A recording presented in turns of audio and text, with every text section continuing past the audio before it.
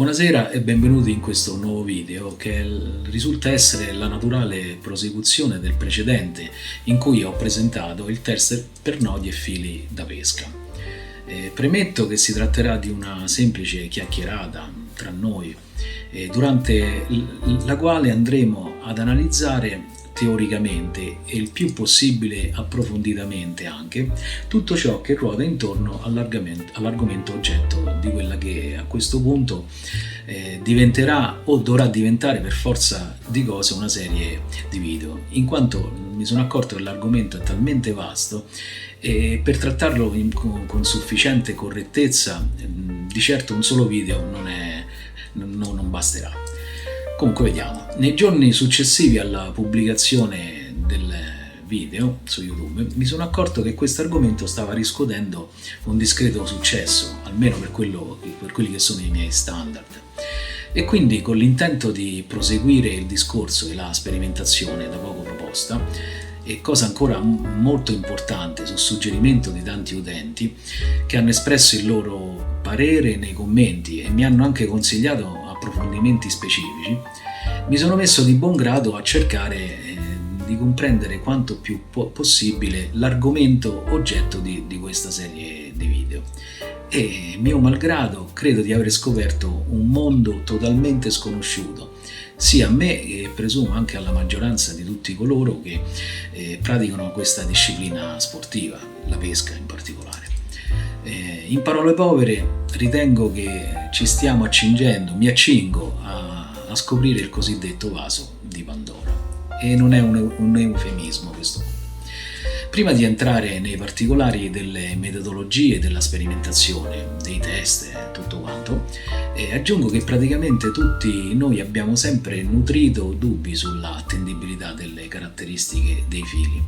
Fili di qualsiasi tipologia, trecciati, nylon, fluorocarbon, fluorine, tutti quelli che noi conosciamo e utilizziamo durante le nostre azioni di pesca. E quindi dicevo, abbiamo sempre nutrito dei dubbi riguardo le caratteristiche dichiarate sull'etichetta, però nostro malgrado ci siamo per lo più affidati e soprattutto fidati della onestà intellettuale di brand blasonati del settore per operare appunto le nostre scelte, fidandoci appunto dei valori dichiarati in etichetta o magari per i più pignoli della scheda tecnica, laddove peraltro questa fosse realmente reperibile. Purtroppo devo dire la nostra fiducia e le nostre pie speranze, passatemi il termine, sono veramente state mal riposte, in quanto i risultati reali della resistenza alla trazione e quant'altro riguardante i fili sono stati verificati da noi soltanto a livello empirico, quindi intuitivamente ed a posteriori poi tra l'altro, e sempre e solo a nostre spese. Spese sia di natura economica sia in termini di catture che inspiegabilmente, ma non proprio inspiegabilmente, lo vedremo poi. Dicevo in termini di catture che inspiegabilmente vanno a rompere il filo, per una ragione qualsiasi. Iniziamo innanzitutto a capire quali sono i metodi unificati possibilmente e riconosciuti per l'effettuazione di tali test sui carichi di rottura dei fili utilizzati per la pesca. Argomento questo che fino a pochi giorni fa era un assoluto mistero per me e penso anche per la maggioranza degli interessati alla pratica della pesca. La normativa di riferimento è, ad oggi, a tutti gli effetti, la UNI EN ISO 2062 del luglio 1997, che poi ha ricevuto degli aggiornamenti sia nel 2009 e successivamente nel 2010, aggiornamenti che tuttavia non hanno portato degli stravolgimenti radicali nella normativa stessa. Allora, cito testualmente quello che viene riportato nella norma, nel paragrafo descrittivo della norma. Ho preso degli appunti e mi permetto di leggerli. La norma descrive i metodi per la determinazione della forza di rottura e l'allungamento di rottura di fili tessili prelevati dalle confezioni e si applica a tutti i tipi di fili, ad eccezione dei fili di vetro, fili elastomerici, fili aramidici, ceramici, carbonici e lamelle poliolefiliche. La norma è applicabile anche per i fili prelevati dal tessuto.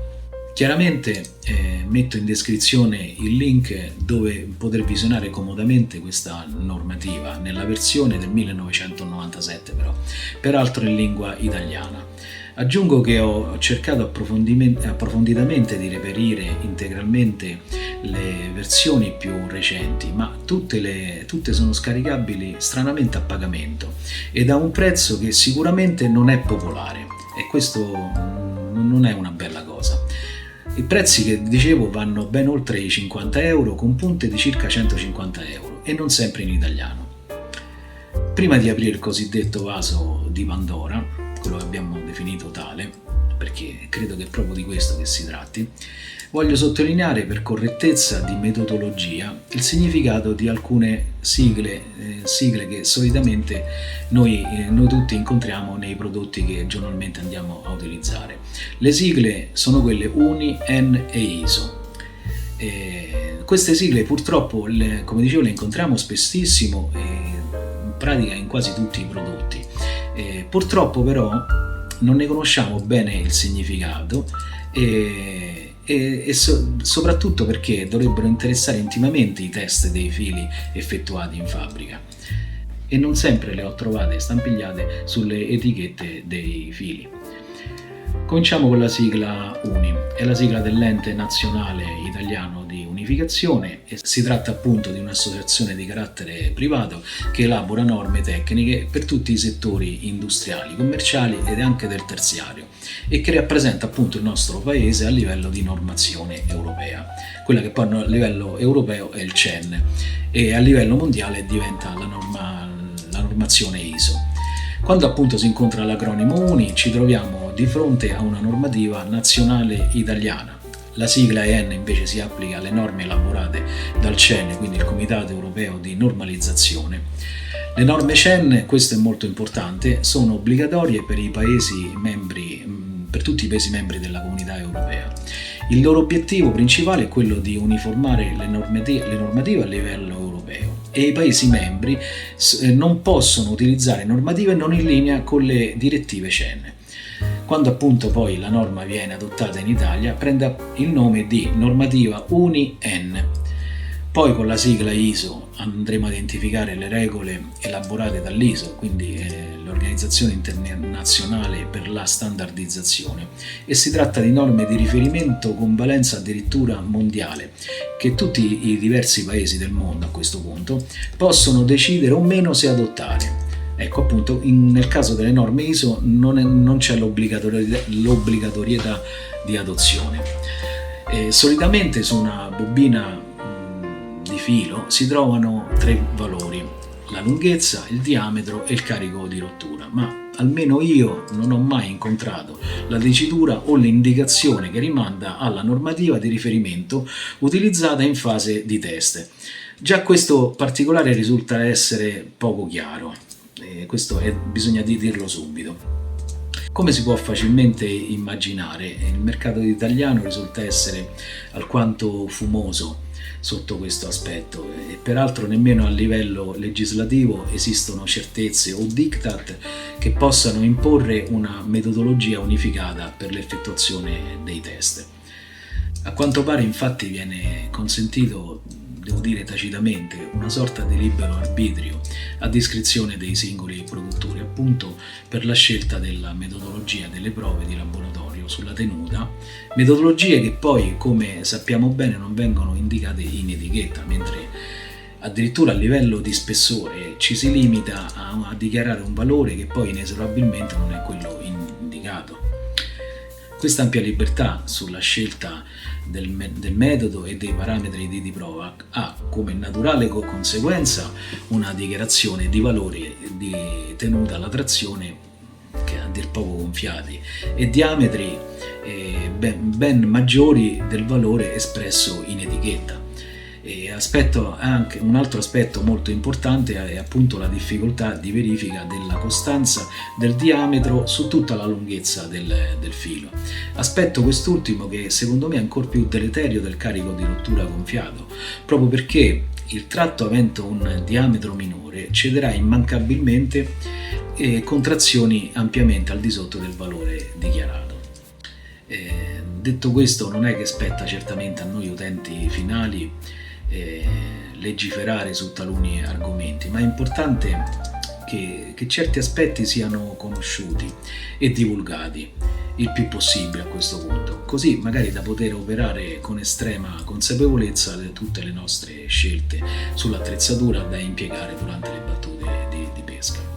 Aggiungo a tal proposito che esiste in ambito europeo un'associazione che si chiama EFTA, Associazione Europea del Commercio di Attrezzatura da Pesca, che è stata fondata a Londra nel 1981 e che si occupa appunto di difendere, promuovere e rafforzare la pesca sportiva, gli affari internazionali, le questioni ambientali. Questa associazione circa 10-15 anni fa si era interessata a questi argomenti conducendo dei test indipendenti che potessero appunto far chiarezza sull'argomento monofili, tenuta dei monofili. Ma a questo punto, chissà per quale ragione, io mi sono accorto che non esiste più nulla, tutto è finito nella cosiddetta bolla di sapone e addirittura i risultati dei test fatti allora non sono più reperibili e presenti sul sito. È pur vero che test di 10-15 anni fa effettuati con polimeri su fili di quel tempo, oggigiorno non so quanta valenza potrebbero avere, però dalle ricerche che ho condotto ho compreso che effettivamente c'erano delle discrepanze rispetto ai valori dichiarati, sia in termini di tenuta alla trazione sia in termini di spessore veramente importanti.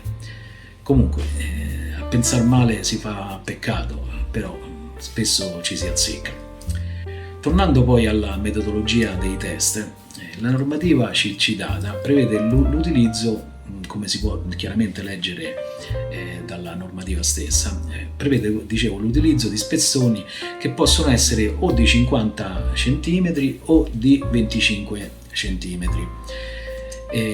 La cosa molto particolare ed interessante è che la trazione da operare su questi spezzoni di filo, quindi oggetto del test, dovrà essere rispettivamente per i fili lunghi 50 cm dovrà essere una trazione di 50 cm operata nell'arco di un minuto e per quelli da 25 cm di esattamente 25 cm operati anch'essi nell'arco di un minuto.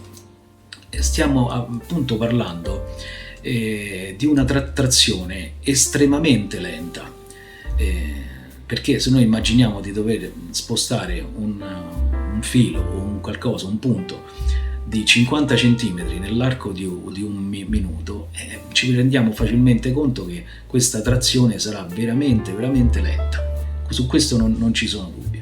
Quindi, proprio in risposta all'utente che nei commenti mi aveva suggerito di effettuare test riferiti ad uno spezzone di lenza di 1 metro, ho appreso, anzi apprendiamo insieme dalla normativa, che tale lunghezza può essere, come detto, di 50 cm o 25 cm, con le modalità di trazione che abbiamo visto poco fa. In più aggiungo che il tester che ho costruito, guarda caso, e aggiungo per pura fortuna, ammette una lunghezza della lenza oggetto del test di 26 cm. Ecco, lo vediamo dalla foto. Quindi con uno scarto di appena 1 centimetro in più, che mi sembra veramente irrilevante alla fine del risultato del test. In più posso dire che in commercio ho trovato dispositivi destinati specificatamente ad effettuare questi test. Basta digitare in un qualsiasi browser dinamometro test fili o dynamometro test fili, ma il loro prezzo sinceramente è talmente elevato che il gioco non vale la cosiddetta candela, in quanto si parla di prezzi dell'ordine di svariate centinaia di euro, mentre per la costituzione architettonica proprio del dispositivo ritengo che quello che ho proposto nel video precedente appunto sia più performante di quelli venduti in commercio, perché non fa, come abbiamo visto e come mi sono prodigato per poter fare, non fa uso di nessun tipo di nodi per fissare il filo, mentre quelli in commercio ho visto che fanno uso di morsetti che a loro volta stringono il filo appunto tra le ganasce, cosa che potrebbe secondo me abbassare ulteriormente il valore finale della tenuta alla trazione. Quindi tutti i test che andremo a condurre premetto che saranno a totale vantaggio delle case costruttrici, contro le quali io non ho assolutamente nulla, però è pur vero che bisogna far chiarezza su questo argomento, non si può rimanere con il dubbio. Quindi un altro aspetto poi che non ho tenuto in considerazione nel precedente video, ma semplicemente perché si trattava di una proposta di metodologia nata quasi per gioco, è quello dello spessore dichiarato e quello reale misurato. Appunto, proprio per questo ho deciso di utilizzare per i test, oggetto delle prossime sperimentazioni, appunto, uno strumento di precisione, cioè un micrometro millesimale digitale, che vediamo sempre adesso in foto, con il quale andrò appunto ad effettuare delle misurazioni approssimate al millesimo di millimetro, cioè un micron, sul filo oggetto del test, poi per poterlo poi confrontare con il valore di diametro dichiarato. E anche in questo caso ritengo che ne vedremo veramente delle belle. Questo valore, però, manco a dirlo, influirà quindi proporzionalmente sul valore finale del test del carico di rottura. E infatti, se noi semplicemente con un semplice ragionamento stiamo testando un monofilo avente uno spessore dichiarato di 0,22 in etichetta, e poi lo andiamo a misurare ed è uno 0,24, il risultato del test sarà ancora più scadente perché riferito a uno 0,24, non a uno 0,22, ma comunque vedremo durante i test che cosa succederà.